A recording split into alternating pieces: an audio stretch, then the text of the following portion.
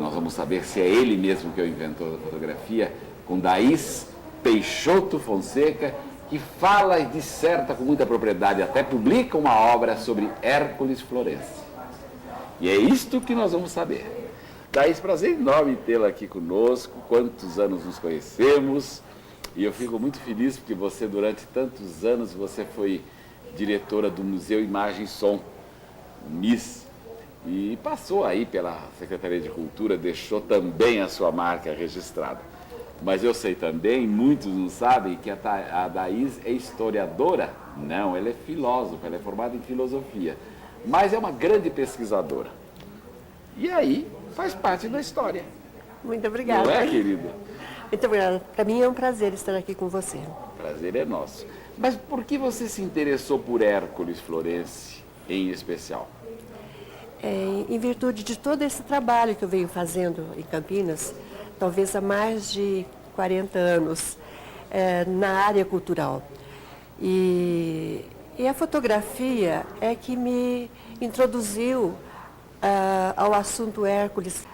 Eu tinha que verificar como é que isso acontecia no tempo do Hércules Florence. Produtor da fotografia no Brasil? Não, ele inventou. Até o momento das experiências dele, ninguém havia experimentado essa reprodução dos objetos usando o papel, o nitrato de prata e a luz solar. Então, ele foi inventor. Ele chegou no Rio de Janeiro e no Rio de Janeiro ele arrumou alguns trabalhos, mas como ele era pintor e ali todo mundo já conhecia o Hércules, ele foi alertado de que o Langsdorff, que era o vice-cônsul da Rússia, estava organizando uma excursão para o interior do Brasil e precisava de um desenhista. E ele se apresentou e conseguiu. Já havia inventado a fotografia, não? Não, a fotografia bem depois.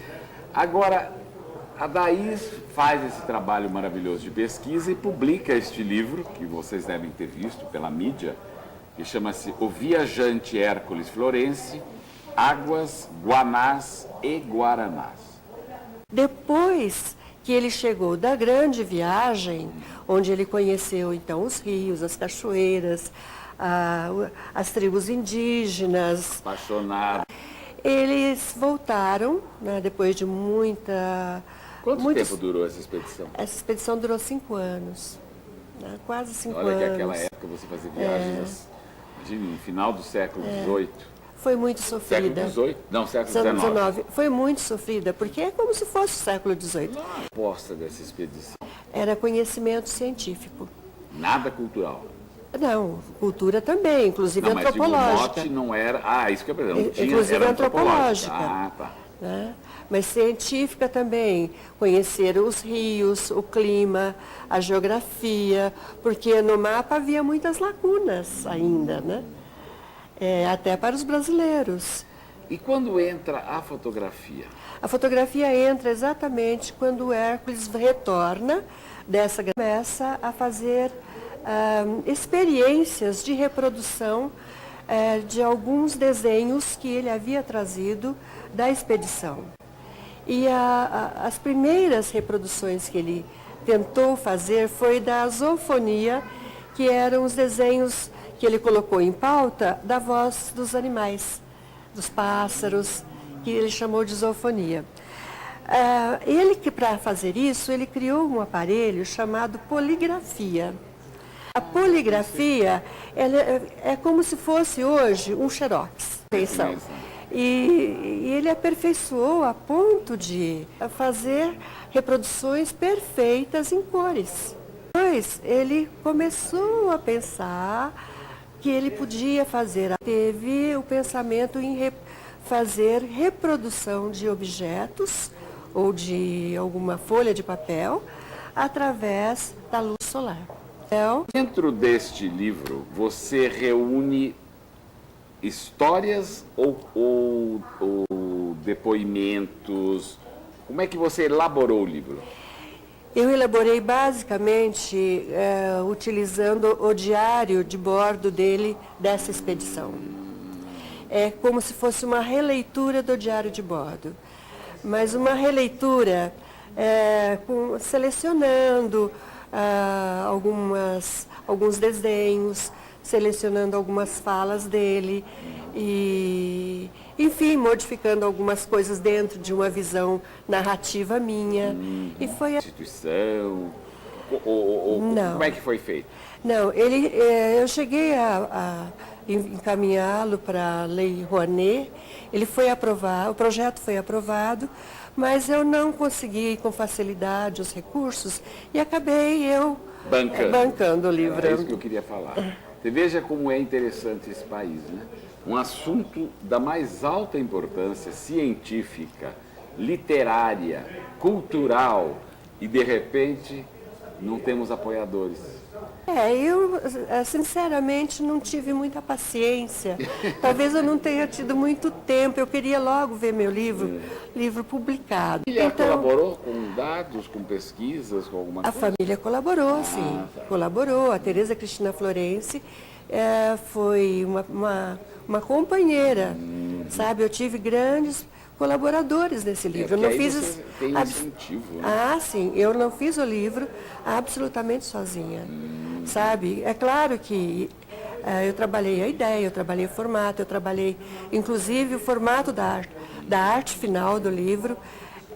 O livro foi todo já pensado na configuração dessa conversa, desse diálogo da imagem com o texto e a fala do Hércules.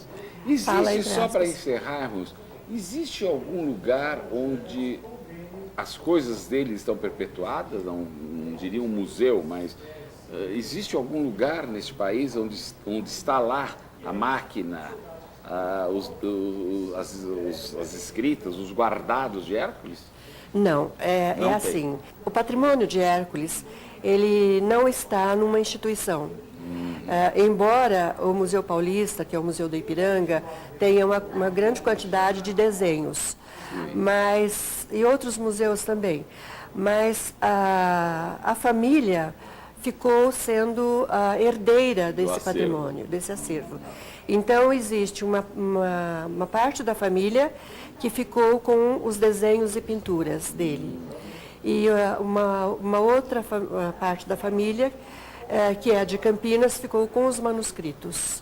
Então, são 5 manuscritos e a gente percebe que o Hércules tinha já uma intenção de publicar um dos manuscritos chamados L'Ami des Arts, livré par lui-même,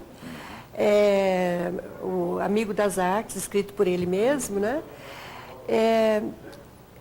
Onde ele coloca o livro que talvez fosse o livro da vida dele. Que ele pudesse ter lançado. Que ele pudesse ter lançado. E a família não quer? Não, a Tereza Cristina Florense quer muito lançar esse livro. Que bom. Em facsímile e em tradução, porque foi escrito em francês, e em tradução. Certo que esse livro, O Viajante Hércules Florense, foi assim, uma espécie antecipador desse projeto. É o insight, digamos, exato. Do que virá. Vamos trabalhar. Não pode morrer aí. Exato. Uma personalidade dessa, com esse conteúdo, não pode ficar, na verdade, espalhada. É preciso que as pessoas tenham acesso. É o grande acervo do século XIX que está por ser explorado ainda. É verdade, que beleza.